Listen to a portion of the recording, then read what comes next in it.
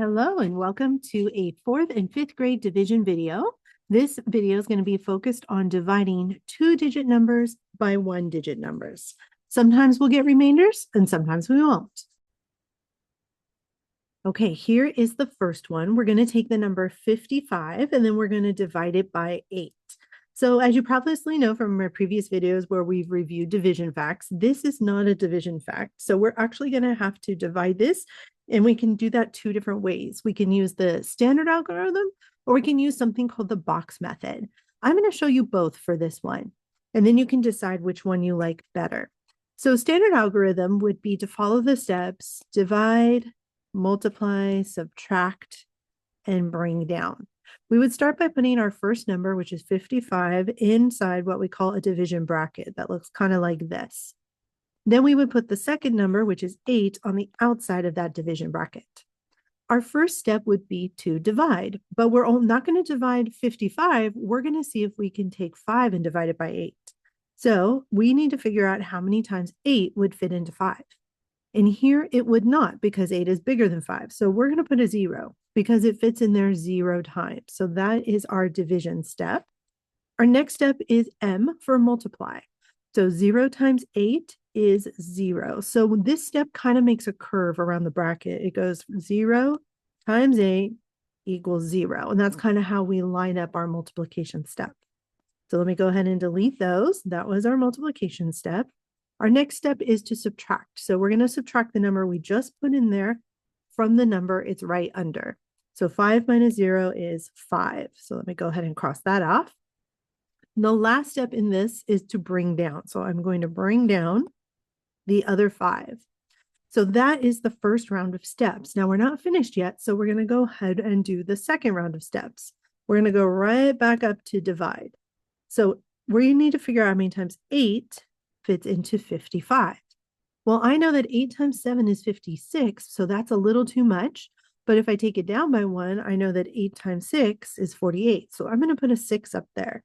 So that was the division step right there for the second round. The next step is to multiply. So we're going to take the number we just put on the top and multiply it by the 8. And that would give us 48. So that goes down here. There again, there's that little curve around the bracket for the multiplication step. Our next step is to subtract. So we're going to take 55 and subtract 48. Now that's a little tough to do because we can't take 8 away from 5. So we need to regroup this to be 4 and give 1 to the 5, which makes it 15. 15 minus 8 is 7. Okay, so we did subtraction. Our last step is to bring down. However, we don't have any more numbers out here to bring down. So we're going to cross that off. That's our signal that we are done. So the answer to this would be 6, or the number we got at the top. And then we'll put a little r, and then we'll put 7 because we had 7 left over. So what this means is 6 remainder 7. That means 8 fits into 55 6 times, and you would have a remainder or leftover of 7. Now, I also said I would show you this way in box method as well. So let me go ahead and set that up. And what that is we kind of make a box like this with some rows in it. We take the number 55 and we're going to spread it out here and here. And we're going to put divided by 8 right here. So what we want to do is we're going to actually, if you want to, you can draw this out, put 5 dots to represent the 5 in the box. Now we want to make groups at 8. That's what we're dividing by. But we can't do that, right? We don't even have enough to make a group. So that's where the 0 is going to come in. So we made 0 groups in the first one. And then we're going to take that 5 that is left over and put it in front of this one. Now, again, we could draw 55 dots and make groups of 8. But if we happen to know that 8 times 6 is what gives us 48, we'll go ahead and do that. So 8 times 6 would be, we'll put a 6 up here. 8 times 6 is 48. So I'm actually going to subtract 48 from that, and then I would have 7 left over. Now, again, if you wanted to, you could go ahead and draw 55 dots and then make groups of 8 so you could see how many you would have and how many you have left over. So since we have no more groups to put the 7 down next to, we're going to go ahead and say that this is 6 with a remainder of 7.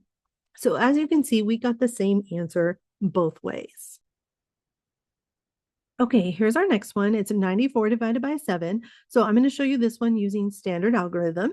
This one is going to be taking 94 and putting it inside a division bracket, and then putting the second number on the outside there. So we're going to follow the steps: divide, multiply, subtract, and bring down. So our first step is to divide. So we want to see how many times 7 fits into 9. And we think it would fit 1 time. So I'm going to go ahead and put a 1 up here, and then that's my division step. My multiplication step is that curved step. So I'm going to take 1, multiply it by 7, and put the answer right there. 1 times 7 is 7. So that's what's going to go right there. And that's the multiplication step. Okay, my next step is to subtract. So I'm going to go ahead and subtract those two numbers, and I would get 2 left over. So that step is done. Next step is to bring down. So I'm going to bring down the 4, put it right next to the 2 to make 24. Okay, so we're not quite finished yet. So we're going to go back up to the division step. But this time we're going to try to figure out how many times 7 fits into 24. So let me go ahead and clear that one up. 7 times 2 is 14, 7 times 3 is 21, and 7 times 4 is 28. So we want it to be the same number or less. So 28 is too big, so 4 times is too much. But if we put a 3 here, that should give us 21. So that's the division step. Multiplication is take that number you just put up there, multiply it by the outside number, and put it down here. So 3 times 7 is 21. And then we're going to cross that off. That's the multiplication curve step. Then we're going to subtract for our next step. And 24 minus 21 is 3. So that is complete. And there is no more numbers to bring down. So we're going to cross that off. And that's a good indicator that we are done. So the answer here is 13, because that's the number we got on the top. And we had 3 left over. So we're going to put remainder 3. That means 94 can divide into 7 groups, and it'll make 13 groups, but there will be 3 left over. Okay, here is our next one. We're going to take 64 and divide it by 3.